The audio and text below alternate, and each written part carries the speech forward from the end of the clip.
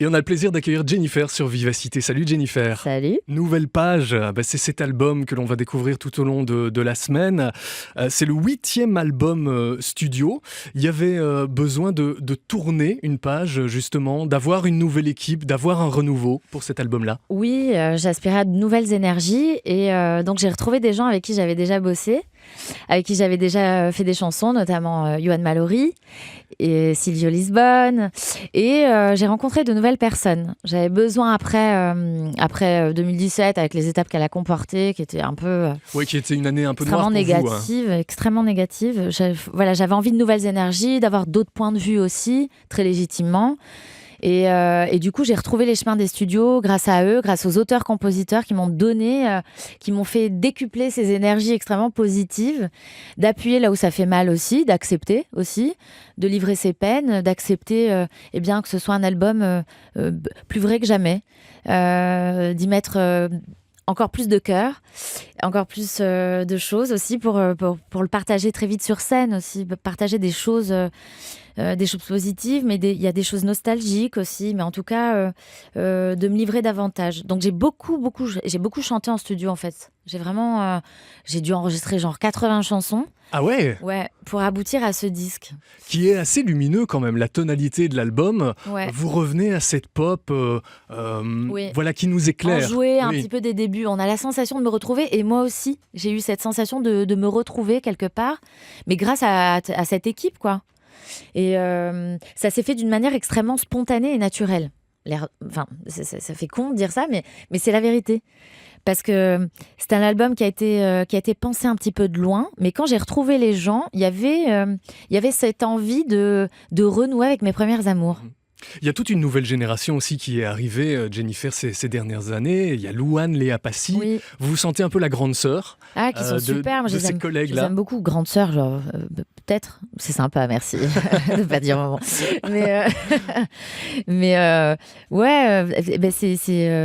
bien. Enfin, qu'est-ce que vous voulez que je dise? Mais c'est vachement bien, moi j'encourage, il faut de la nouvelle génération, mais c'est comme, il y a plein de chanteuses de pop, là je trouve qu'en tout cas, Parce que les filles ont pris le il y pouvoir a une ces nouvelle dernières génération, sincèrement, elles sont cool. Juliette Armanet, Clara Luciani. Et elles proposent de vrais projets. Clara Luciani, que j'adore, que j'écoute là en ce moment en boucle, avec La Grenade. Sainte-Victoire, son album. La baie, Sainte-Victoire, mais moi j'adore Angèle aussi, qui est de chez vous. D'ailleurs, elle est tellement partie chez vous qu'on n'arrive même plus à la croiser en interview. Mais c'est ça, elle dingue, cartonne et tout, mais elle le mérite. En tout cas, elles ont de vraies propositions artistiques. Et je suis évidemment pour, quoi. Moi, je les écoute, ces filles. Notre idylle, Jennifer, c'est le premier single de cet album.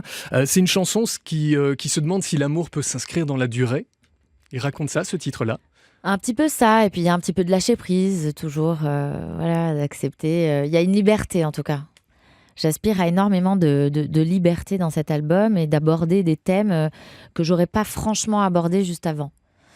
Voilà. Mais comme j'ai jamais fonctionné d'une manière robotique et mécanique dans tout ce que ça comporte musicalement. Oui, parce qu'il y a eu des aventures assez différentes. Vous avez fait un album avec Antoine Chance. Ouais. Le dernier, c'était avec Da Silva, qui était un univers quand même éloigné du vôtre. Ouais, mais en même temps qui était le mien. Voilà, j'ai plein de petites facettes comme ça. Et avec c'est aussi des petites clés. Et c'est comme ça aussi que je projette sur scène et que je propose aussi. En fait, je pense vachement scène. Avant de créer les chansons, je pense d'abord scène. Et c'est aussi comme ça qu'on inscrit une carrière dans la durée, en proposant des choses différentes au public pour pas le lasser. Je sais pas. Après, parfois, je me suis trompée. Mais j'avais besoin de ça. Parce que je fonctionne d'une manière honnête. Je ne saurais pas me contenter de... J'ai la chance de faire de la pop, qui est vachement éclectique, quoi, d'aller explorer vraiment des sonorités différentes. Et puis, je suis quelqu'un de profondément curieux.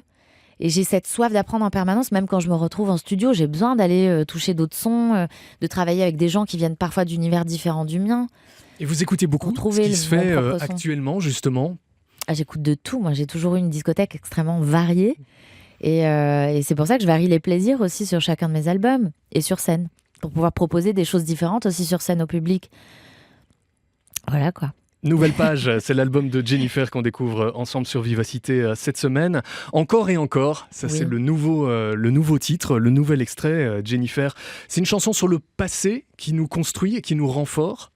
Elle parle de ça, cette chanson-là? Elle parle d'un être perdu, d'un être cher perdu. Et elle parle du manque, elle parle de cette mélancolie, de cette nostalgie, et en même temps, elle se rappelle aux bons souvenirs. Moins égoïstement, j'ai pensé aux personnes de vivre la même chose que moi. À partir du moment où j'ai accepté de me livrer davantage dans cet album, j'ai dû appuyer sur certaines douleurs. Et je ne pouvais pas faire l'impasse sur celle-ci. J'ai perdu l'une des personnes les plus chères à mon cœur en 2017. Et c'était ma manière à moi aussi peut-être de penser des peines, de penser cette peine en tout cas en l'occurrence, d'atténuer un petit peu la douleur. C'est comme quand on appuie sur un bleu, ça fait mal mais en même temps ça fait du bien. Et ben c'est un peu ça l'idée de Johan Mallory. C'est Johan Mallory en fait qui a écrit ce texte, qui a été très pénible pour moi à chanter en studio, mais indiscutablement qui a eu un effet thérapeutique. Et d'ailleurs, de partager ses peines, ça vous aide à les penser davantage. Et moins égoïstement, je pensais aux personnes qui étaient susceptibles de vivre la même chose que moi. On sent l'émotion dans la voix à l'écoute de ce titre. Ah ouais, moi ça me bouleverse et c'est toujours... je suis partagée entre la douleur et entre... à partir psychologique, moi je lis vachement j'ai une manière très philosophique de voir la vie et je suis plutôt optimiste et d'aller vers le renouveau, vers le renouveau, voilà, c'est pas forcément renier celle qu'on est, c'est juste d'accepter ses peines et puis d'avancer avec, et ce qui ne vous tue pas vous rend plus fort, quoi.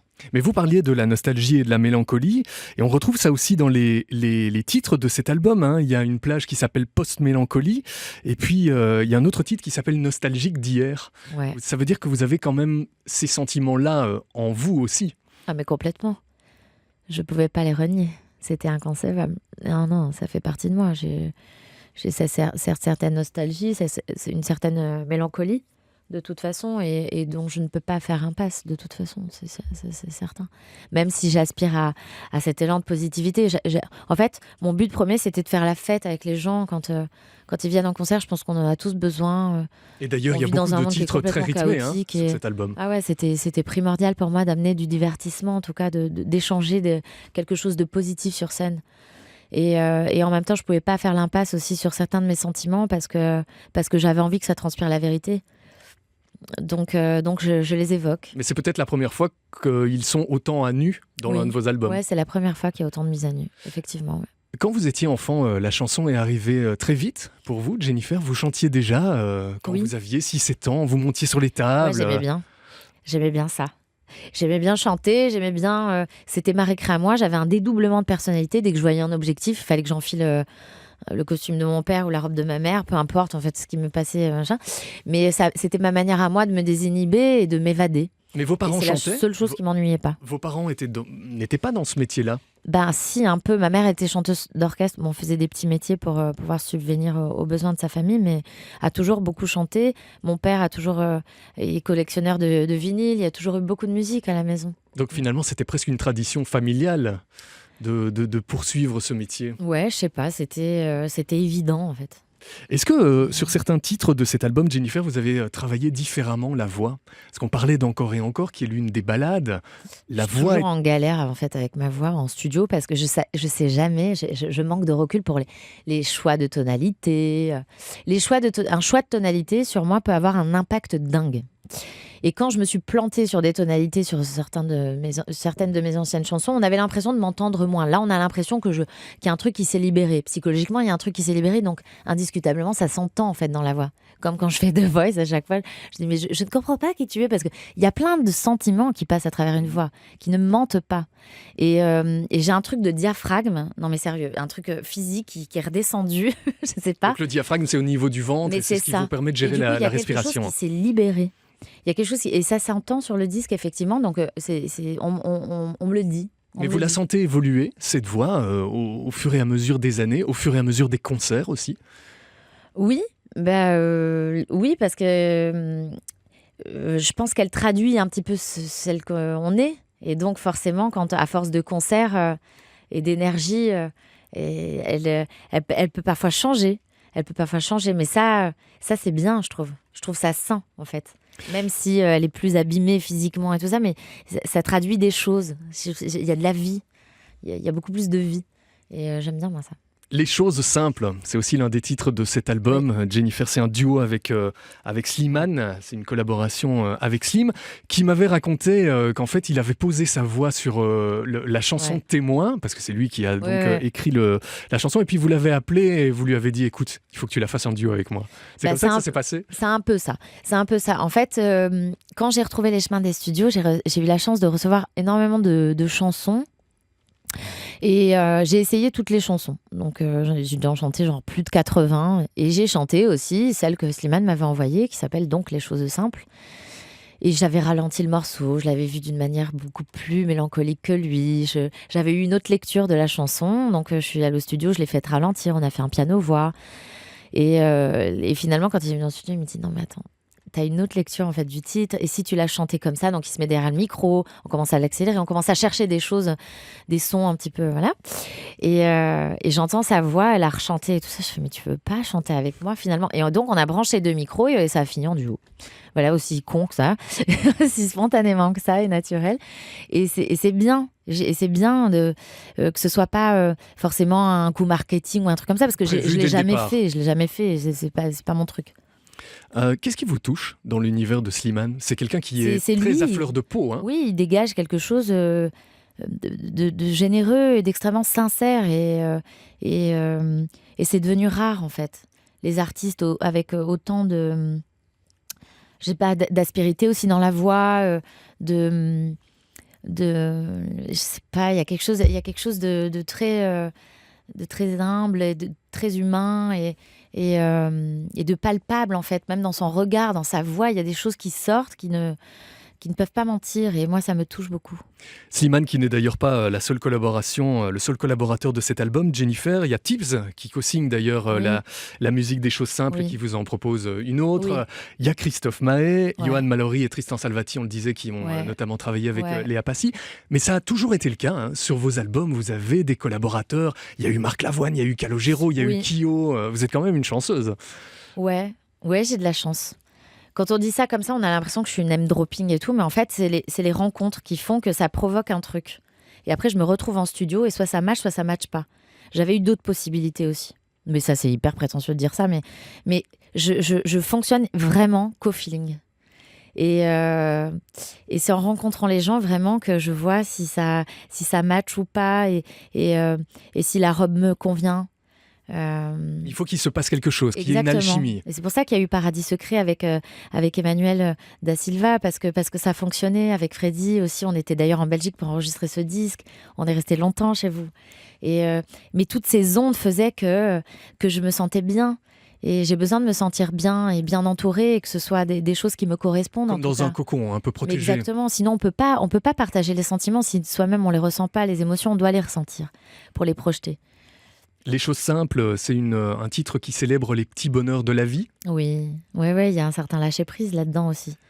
Et il y a beaucoup de joie. C'est une hymne à la joie pour moi, cette chanson-là. Et c'est aussi un titre qui nous dit qu'on n'a pas besoin de toutes ces choses matérielles que la société veut nous faire acheter. Absolument. Et surtout, encore plus, d'autant plus aujourd'hui, le monde dans lequel on vit ne va pas très bien. Et de plus en plus nocif, donc il faut se rappeler aux bonnes valeurs. L'album se termine, Jennifer, par le titre Derrière les soleils. Oui. Ça, c'est une chanson sur les épreuves qu'on traverse et qui nous rendent finalement plus forts. Oui, et se rappeler ô combien notre entourage peut être précieux. Précieux, et c'est l'équilibre, quoi. L'équilibre qui crée tout cet entourage. Moi, je ne serais pas celle que je suis sans mes enfants et sans les gens que j'ai autour de moi depuis le début, quoi. C'est mes valeurs à moi, et c'est ce qui me permet de rester extrêmement lucide et de rester la plus humaine possible. La plus équilibrée aussi, la famille, c'est le socle. Bah oui, parce que ça fait 18 ans que je vis dans un tourbillon quand même médiatique, j'aurais pu me perdre dans tout ça. Oui, surtout que vous n'avez pas été beaucoup protégée. Hein. Non, j'ai pas été... Mais je suis très gâtée. Et je me rappelle ô combien j'ai de la chance de vivre de cette passion qui est terriblement intense et si bonne. Mais parfois, c'est un combat de cette carrière, de durer dans ce métier. Et parfois, le combat prend le pas sur la passion. Je ne cherche pas à être quelqu'un d'autre. Voilà. À partir du moment où on accepte qui on est et en prenant soin de l'autre et en fonctionnant d'une manière respectueuse, eh bien, ça va, sans perdre les pieds et sans oublier d'où on vient. Moi, c'est ce qui me ramène à l'essentiel. On parlait de la famille, j'ai vu que votre frère allait sortir un album aussi. Mais oui, il paraît. Il me l'a pas dit. Non, mais il me l'a pas dit. Je sais qu'il il a ça en parallèle. Mais depuis petit, il joue du piano, il est autodidacte, il adore faire de la musique, mais il bosse. Il me dit non, mais je bosse et tout, t'inquiète et tout machin. Et en même temps, il a cette passion, quoi. Il a ce loisir tout le temps à côté. Et là, il a enregistré plein de chansons. Et j'ai pas eu la chance de les écouter, figurez-vous. Il y aura peut-être une collaboration dans les Il années m'avait envoyé futures avec des lui. petites maquettes comme ça, qu'est-ce que t'en penses et tout. Il a essayé de bosser un petit peu avec moi là, sur l'album et tout. Bon, ça n'a pas matché, mais voilà. Mais c'est pas parce que c'est mon frère, pareil, que je vais co-signer des chansons. Mhm. Non, je suis très honnête dans mes démarches. Il y a eu beaucoup de cinéma aussi ces dernières années, Ouais, il y Jennifer. en a plein qui arrivent. J'ai des jolis projets. On vous a vu dans 2 films et puis il y a eu un énorme succès sur TF1 Ouais, dans la Traqué. série Traqué. C'était déjà la nouvelle page qui s'ouvrait avec ce projet-là. Oui. Ouais, j'ai fait des rencontres au bon moment. C'est une période qui a été des plus compliquées pour moi. Et en même temps, ça m'a énormément servi pour le jeu que je jouais de Sarah Munoz dans Traqué. Et non, Qui était une mère un peu en perte de repère. Hein. Ouais, c'était une écorchée vive. C'était une gamine un peu paumée qui se retrouvait avec un gamin sur les bras, clairement, et de devoir Et elle accompagnait ce gamin. accompagner ce gamin et fuir les menaces. Mais ça vous a rassuré sur votre popularité, le succès de ce téléfilm, parce que ça a été un carton. Ça m'a fait hein. plaisir. Ça m'a fait plaisir. Il était Il passé est vrai. d'ailleurs sur la suis pas RTBF et du ça a fait tout, un carton en Belgique aussi. Hein. Ah ouais? Ah ouais. Ah bah c'est chouette. Et il y a des Belges d'ailleurs qui m'envoyaient la photo. Il y avait carrément une devanture d'immeuble tout peint avec traqué avec ma tête comme ça. En grand, ça fait toujours bizarre en fait. Et non, ça m'a fait très plaisir. Alors je suis pas chiffre, je suis pas là à regarder, à faire des Oui, comparaisons. mais les chiffres, des c'est aussi machins. Je suis la vraiment rencontre pas, avec le public. Ouais, oui. Et donc, du coup, ça m'a fait un petit peu plaisir quand même. Je me suis dit, ah, ça va, ou même encore un petit peu. Mais oui, évidemment que ça fait Parce plaisir. que ce nouvel album, Jennifer, il est aussi disque d'or. Donc ça veut dire plus de 50 000 ventes. Vous Oui. devez être à 60 000, 70 000 Ouais. maintenant. Voilà, ça veut dire que le lien, Oui. il est toujours là. Il n'est pas brisé. Et oui, et là, on rajoute 2 dates belges. Ouais, c'est incroyable, puisque vous serez bientôt chez nous. Ouais. Il y a les 16 et 17 mars, le Cirque Royal à Bruxelles, le Forum à Liège. Vous allez revenir le 21 novembre au Cirque Royal. Et puis le 22 novembre, Non, vous c'est à serez Mons, au ouais. Théâtre Royal, de Mons. Oui. Donc ça aussi, c'est un témoignage d'amour, quoi. Ouais. De soutien. Et ça fait bien plaisir. Que les gens acceptent de faire la fête avec moi sur scène, ça c'est plutôt... c'est la plus belle des récompenses pour Ouais. moi. Il y aura La l'aventure de Voice France Ouais. aussi, Jennifer. Là, vous avez, Ouais. vous On a avez tout re-signé. enregistré, ça y est. C'est vrai, tout est fait. Ouais, quasi. Les The différents, Voice les Kids, différents blinds. pas encore vraiment. The Voice Adults, ça y est, tout est enregistré. On a fini la semaine dernière. Il paraît que tous les jeunes talents vont chez Julien Clerc. C'est Soprano qui m'a ouais, dit ça mais il y j'ai a la quelques meilleure semaines. C'est vrai? Ah ouais, je vous jure. Je vous promets, faudra vraiment suivre. Enfin, si ça vous plaît. Non, mais il y a Oui, une attendez, quand on réelle voit les belle audiences en Belgique, évolution. Et en fait, il y a des retournements de situation qui sont vachement cool pour moi. mais il y a toujours le plaisir d'aller à la découverte des jeunes, que c'est de les chouette. coacher, Ah ouais, mais de carrément. les accompagner, parce que vous avez vécu C'est une ça, vraie évidemment. aventure. C'est une vraie aventure humaine. Sincèrement, on partage cette passion commune pour la musique. Ça joue live. Moi, j'adore toutes les recherches artistiques qu'on peut proposer. Parce qu'il y en a qui arrivent avec une direction musicale bien appuyée, bien affirmée. Donc, à nous de les aider à s'épanouir dans ce qu'ils nous proposent. Et puis après, il y en a qui se cherchent un petit peu, mais qui ont un potentiel, qui ont un matériau qui est des plus dingues. Donc, à nous Voilà, il y a tout un travail de recherche qui est très, très intéressant. Et de me retrouver derrière à devoir donner quelques petites ficelles comme ça, c'est très amusant. Et ouais, on est basé sur de l'humain. Et moi, ça me dit bien à chaque fois. Donc, de regagner le fauteuil et d'amener ce regard un petit peu extérieur, c'est plutôt chouette.